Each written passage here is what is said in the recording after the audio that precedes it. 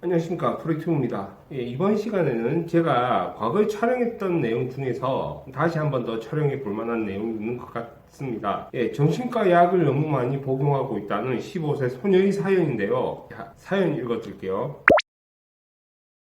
안녕하세요. 15살 스트레스로 약을 먹고 있는 여학생입니다. 병원을 다니기 시작한 초반엔 3알 반 정도를 먹었습니다. 그런데 갈수록 나빠진다는 이유로 2년 동안 10알을 먹다 조금 괜찮아졌다고 8알 먹고 이젠 또 나빠졌다고 9알을 먹고 있습니다. 또한 스트레스 장애 증세가 편두통과 비슷하다고 들어 신경과 약도 먹습니다. 의사가 이러더군요. 어린데 약을 너무 많이 먹는 것 같다고요. 이거 제 나이 15에 9알의 정신과 알약을 먹는 데다 초등 고학년 때는 아침 2알, 저녁 10알 정도를 먹었는데요. 정신과라 해도 이거 정말 괜찮은 건가요?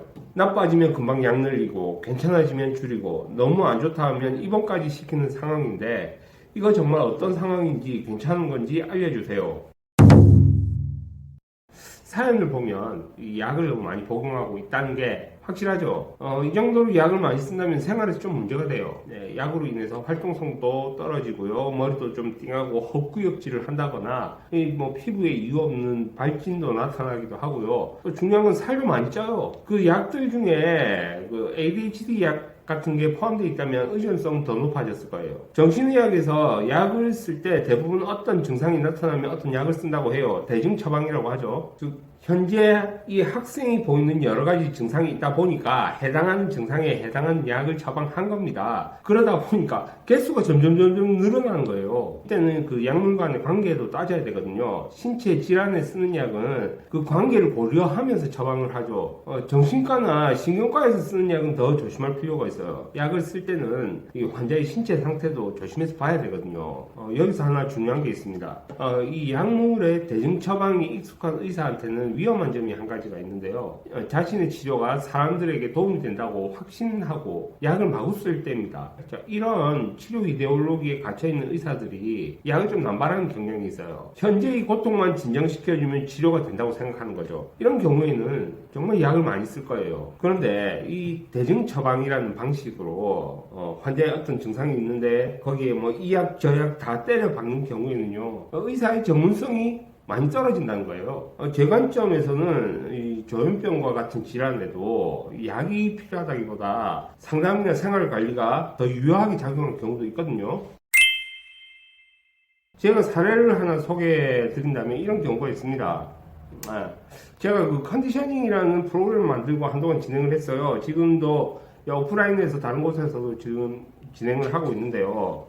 처음에는 실제로 만나지도 않았어요. 온라인에서만 진행을 했어요. 그 중에서 이 병원에서 약을 오래 복용하신 분이 있었거든요. 약을 꽤 장기간 복용하신 분이었어요.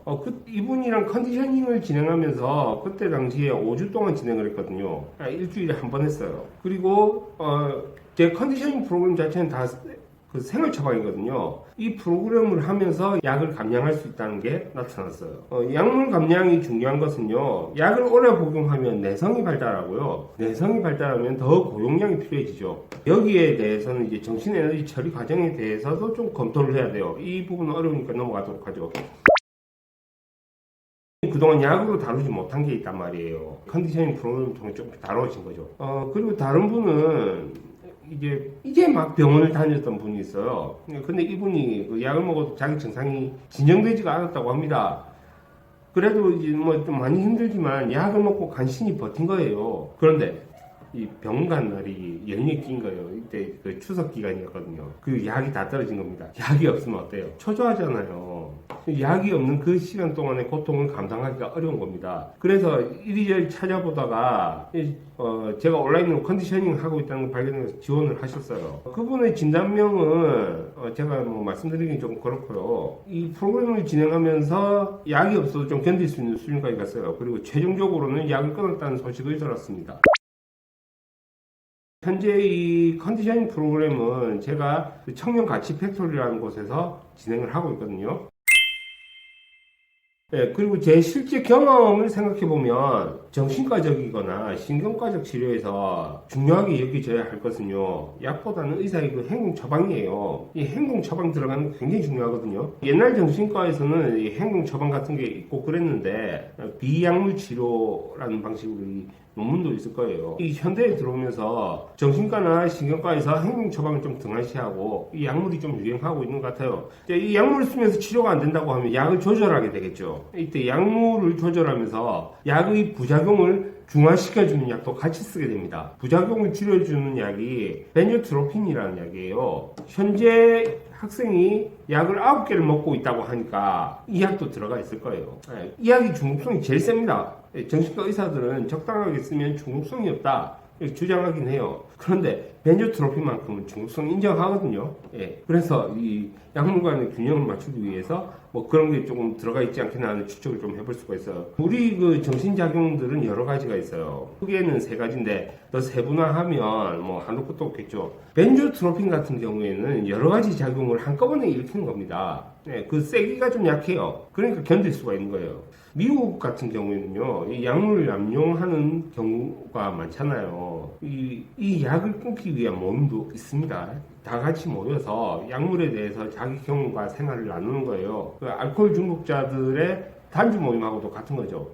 저희가 그 진행하는 컨디셔닝 프로그램 역시도 그렇게 진행이 되는 거고요. 보통 사람들이 약을 많이 쓰면 치료 효과가 있는 걸로 생각하기가 쉽습니다. 근데 이런 것은 이제 확실하게 좀 구분을 하셔야 돼요. 신체에 원인이 있는 통증을 잡기 위해서 약을 쓰는 것과 정신적 문제를 다루기 위해서 약을 쓰는 것은 접근 논리 자체가 다릅니다. 향정신성 의약품은 충동작용에 관여하거든요. 어린 나이에 약을 과도하게 처방받고 있다면 문제가 심각해질 수가 있어요. 예전에 제가 해외 기사를 통해서 그런 걸 본 적이 있습니다. 어린 나이에 과도한 정신과 약물을 복용하면 성장해서 삶의 파국화를 불러일으킬 수 있다는 거예요. 약이 삶의 파국화를 불러온다는 게 좀 의아합니다. 정신의학에서 정신병을 정의할 때 이 삶의 파국화를 이야기를 해요. 인생 망했다는 소리죠. 디지털 정신분석을 시작한 초기에 이런 일이 있었어요. 아직 어린 여자애였어요. 강박증이 발병한 겁니다. 얘가 초기에 효과가 엄청 빨리 나왔거든요. 몇 번 안 했는데 금방 진정이 돼버린 거예요. 여담이긴 한데 미국에 그런 농담이 있습니다. 정신분석가들은 자기를 약으로 착각한다. 이런 농담이 있어요. 그게 왜 그러냐면 이 분석 몇 번 안 했는데 약 먹은 것보다 훨씬 빨리 진정이 되는 현상이 나타나는 거예요. 이런 현상이 등장하니까 그런 농담이 나오는 겁니다. 빠르면 한 번만 해도 바로 효과가 나오는 경우가 있어요. 그래서 이 여자애는 분석을 빨리 그만뒀습니다. 채팅 몇 번 하고 상태도 바로 진정이 돼버리니까 약만 좀 먹으면 되겠다 싶었나 봐요. 그런데 임상에서의 대원칙 중 하나죠. 치료가 빠르면 재발도 빨라요. 시간이 지나면 재발을 한 거죠. 환경 변화도 있겠지만 아마도 경험에서 축적된 내용들도 있었을 겁니다. 그 증상이 올라오는 충동을 약으로 억누를 수는 있어요. 그런데 이게 계속 축적이 된단 말이에요. 나중에는 이걸 감당하지 못해요. 이걸 누르기 위해서 정신의학에서는 약을 많이 쓰는 것밖에 없어요. 그래서 재발하고 병원에 갔답니다. 재발이 세게 왔으니까 그동안 먹던 약이 효과가 있겠어요? 효과 없잖아요. 그래서 그 아이를 담당한 그 의사 선생님이 네가 그동안 힘들었겠다. 선생님이 몰라줘서 미안해. 하면서 그랬는데 그리고 이 처방 약봉지가 원래 몇 개 없었는데 두둑해진 거예요. 그리고 저도 치료를 잠깐 담당을 했으니까 저한테 그 이야기를 한 거예요. 약이 엄청 많아졌다. 먹어봤는데 뭐 별 달라지는 게 없대요. 그동안 이제 약물 꾸준히 복용하면서 내성이 생겨서 약효도 안 나오죠. 그래서 그 약을 그냥 아예 끊어버리고 이제 분석만 들어간 케이스가 있습니다. 채팅만 좀 한 거죠. 얘 같은 경우에는 이제 약 쓰면서 상담소도 좀 다녔는데 별 의미가 없었거든요. 지금 이 학생의 경우에는 중독이 진행이 되어 있을 겁니다. 의사가 약을 막 쓴다는 건 전문성이 떨어진다는 말이고요. 이런 경우에는 보다 전문적인 치료를 선택해야 될 겁니다. 약을 줄일 수 있는 전문성이 높은 의사를 만나는 게 좋고요. 약을 안 쓰고도 치료를 진행할 수 있는 사람을 만나는 게 유익할 거예요. 잠깐 번외로 설명을 드리면요. 현재 이런 문제들이 이후에 성장해서 성문제로도 이어지는 경우가 있어요. 이 내용은 제가 다음 시간에 다루도록 하죠.